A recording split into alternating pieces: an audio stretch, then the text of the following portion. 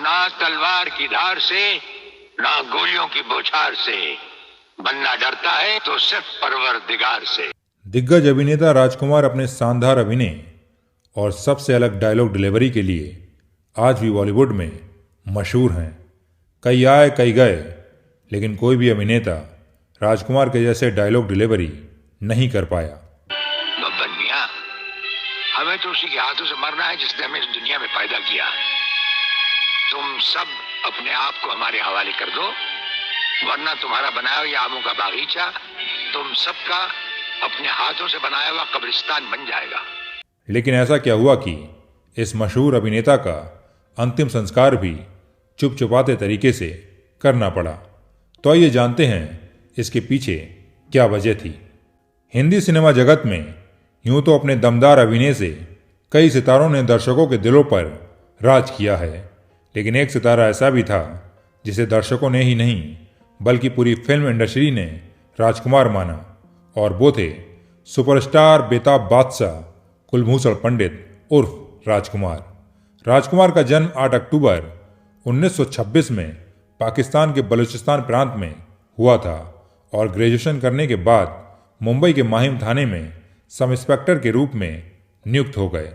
इसी बीच रात में गश्त के दौरान एक सिपाही ने राजकुमार से कहा कि हुजूर, आप रंग ढंग कद काठी में किसी हीरो से कम नहीं हो। यदि आप फिल्मों में हीरो बन जाओ तो लाखों दिलों पर राज करोगे। फिर क्या, राजकुमार को सिपाही की ये बात जच गई और उन्होंने धीरे धीरे फिल्मी दुनिया की तरफ रुख किया। 1952 में राजकुमार ने फिल्म रंगीली से डेब्यू किया और उन्होंने इसके बाद कई फिल्में सुपरहिट दी, जैसे वक्त, हमराज, नीलकमल, मेरे हुजूर, हीर रांझा और Oscar nominated film mother India. फिर एक समय ऐसा आया कि राजकुमार ऐसे कलाकार बन गए कि उन्हें 80 के दशक में सबसे ज़्यादा अवार्ड मिले। उनके खास अभिनय को देखते हुए लाखों करोड़ों लोग उनकी एक झलक देखने के लिए बेताब रहते थे। राजकुमार अपने डायलॉग और बेबाक बोली के लिए तो जाने जाते थे ही, साथ ही उनमें एक खासियत ऐसी भी थी जो दुनिया के किसी भी एक्टर में नहीं थी। उनकी अगर कोई भी फिल्म फ्लॉप हो जाती थी तो वो अपनी फीस का पैसा दुगना कर दिया करते थे। उनका कहना था कि फिल्म भले ही फ्लॉप हुई हो, लेकिन मैं फ्लॉप नहीं हुआ हूँ, और अगली फिल्म में वो और भी ज्यादा मेहनत करते थे।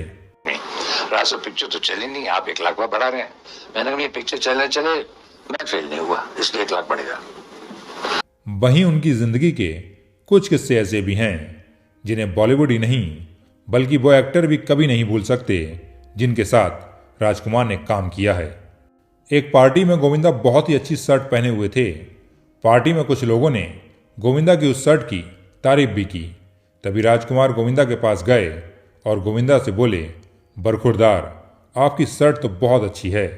ये बात सुन के गोविंदा ने राजकुमार से कहा कि अगर आपको ये शर्ट पसंद है तो इस शर्ट को आप रख लो, और फिर राजकुमार ने गोविंदा से वो शर्ट ले ली। कुछ दिन बाद गोविंदा ने देखा कि जो शर्ट उन्होंने राजकुमार को दी थी, उस शर्ट का राजकुमार रुमाल बना के अपने हाथ पोंछने के लिए उसका यूज कर रहे थे।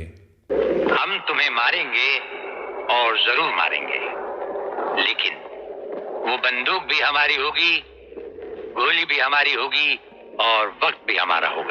राजकुमार का एटीट्यूड कुछ इस प्रकार का था कि कोई भी एक्टर या डायरेक्टर उनसे बातें करने से पहले काफी सोच विचार करता था, क्योंकि राजकुमार को किसी की कोई भी बात बुरी लग जाती थी तो वो उसी वक्त उस शख्स को आईना दिखा दिया करते थे।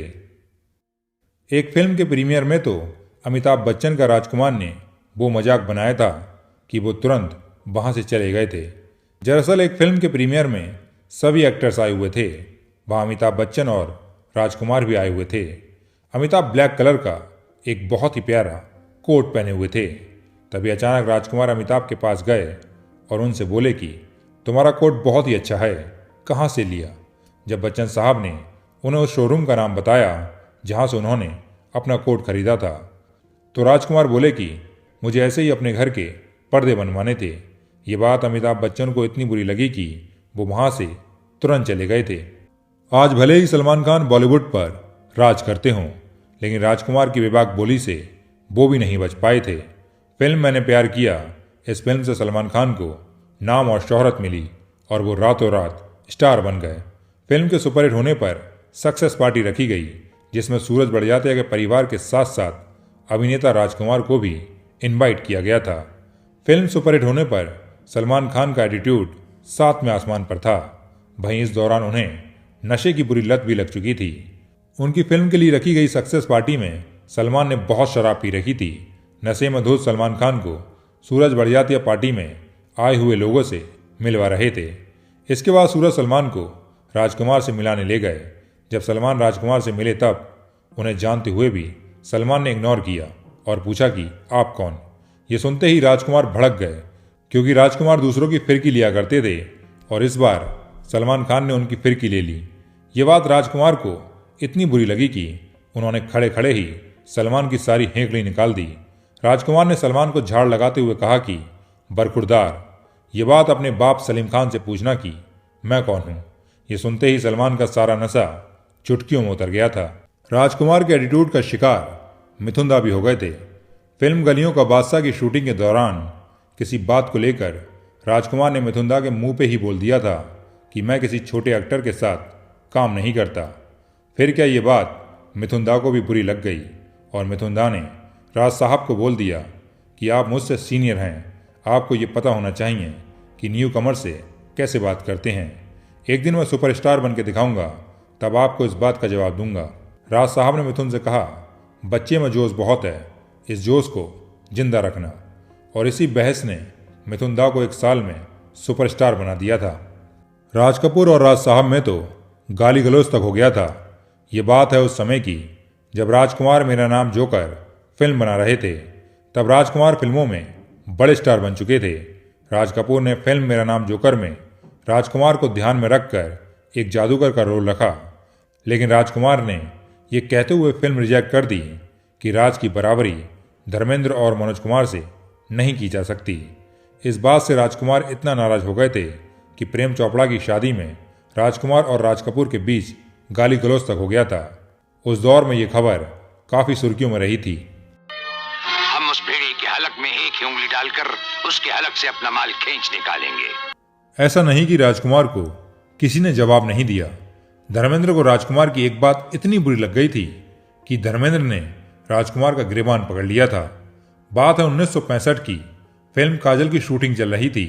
राजकुमार को धर्मेंद्र अभिनेता से ज्यादा पहलवान लग रहे थे। एक रिपोर्ट के अनुसार धर्मेंद्र की बॉडी देखकर राजकुमार ने निर्देशक राम महेश्वरी से मजाक मजाक में कहा कि इस पहलवान को फिल्म में क्यों ले लिया है, तुम्हें एक्टर चाहिए या पहलवान। धर्मेंद्र उस समय राजकुमार की ये सभी बातें सुन रहे थे। उसके बाद भी धर्मेंद्र इग्नोर कर रहे थे। राजकुमार ने एक बार फिर से धर्मेंद्र पर तंज कसते हुए कहा कि ये तो एक्टर कम बंदर ज्यादा लग रहा है, और खूब हंसने लगे। धर्मेंद्र इस बेइज्जती को बर्दाश्त नहीं कर पाए और उन्होंने राजकुमार के स्टारडम की परवाह किए बगैर ही उनका गिरबान पकड़ लिया। धर्मेंद्र के यूं अचानक हमले से राजकुमार हैरत में पड़ गए। राजकुमार पर भड़के धर्मेंद्र ने गिरबान पकड़ के कहा कि अब यही पहलवानी दिखाऊं क्या। दोनों के बीच हाथापाई की नौबत आ गई थी। हालांकि निर्देशक ने उस समय स्थिति को संभाल लिया, लेकिन राजकुमार ने धर्मेंद्र के साथ काम करने से इनकार कर दिया। उन्होंने कहा कि धर्मेंद्र जब तक उनसे माफी नहीं मांगेंगे तब तक वो सेट पर नहीं आएंगे। फिर जब धर्मेंद्र ने राजकुमार को सॉरी बोला तब जाके इस फिल्म की शूटिंग हो सकी थी, और इसी फिल्म के बाद दोनों में अच्छी दोस्ती भी हो गई थी। फिल्म तिरंगा में नाना पाटेकर और राज साहब ने साथ में काम किया था, लेकिन फिल्म बनने से पहले ही इस फिल्म के निर्देशक मेहुल कुमार से लोगों ने कह दिया था कि फिल्म तिरंगा कभी नहीं बन सकती। दोनों पागलों को एक साथ फिल्म में साइन कर लिया है, लेकिन ये फिल्म फिर भी बनी और सुपरहिट साबित हुई। अभी हाल ही में एक इंटरव्यू में नाना पाटेकर से पूछा गया कि आपका राज साहब के साथ काम करने का एक्सपीरियंस कैसा रहा था, तो नाना पाटेकर ने कहा कि राज साहब बहुत अच्छे एक्टर ही नहीं, बहुत अच्छे इंसान भी थे। मैं कभी कभी सेट पर खाना नहीं खाता था तो वो मुझे अपने पास बैठा के खाना खिलाया करते थे। वो बहुत अच्छे एक्टर और एक महान इंसान थे। लेकिन फिर ऐसा क्या हुआ कि इतना बड़ा सुपरस्टार, एक महान इंसान जो हर किसी के जहन में रहा, किसी के लिए बुरा बन के तो किसी के लिए अच्छा बन के, जिसके डायलॉग और अभिनय की दुनिया दीवानी थी, फिर उनके अंतिम संस्कार का पता उनके किसी फैंस को क्यों नहीं चला। दरअसल मौत से पहले अभिनेता राजकुमार के गले में कैंसर हो गया था।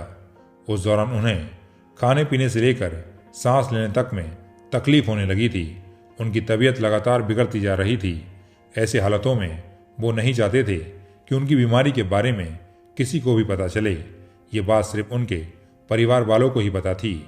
और एक दिन कैंसर के चलते राजकुमार की तबीयत इतनी बिगड़ गई कि 3 जुलाई 1996 को उन्होंने दुनिया को अलविदा कह दिया। उसके बाद उनके परिवारजनों की मौजूदगी में और कुछ खास लोगों के सामने उनकी अंतिम क्रियाओं को संपन्न किया गया। उनकी मौत के काफ़ी दिन बाद लोगों को ये पता चला कि सुपरस्टार राजकुमार इस दुनिया में नहीं रहे। दोस्तों, आशा करते हैं आपको ये जानकारी पसंद आई होगी। अगर आप भी राज साहब के डायलॉग्स के फैंस हैं तो उनका एक डायलॉग कमेंट बॉक्स में जरूर टाइप करें। अभी मिलते हैं अगले वीडियो में। जब तक के लिए धन्यवाद। जय हिंद दोस्तों।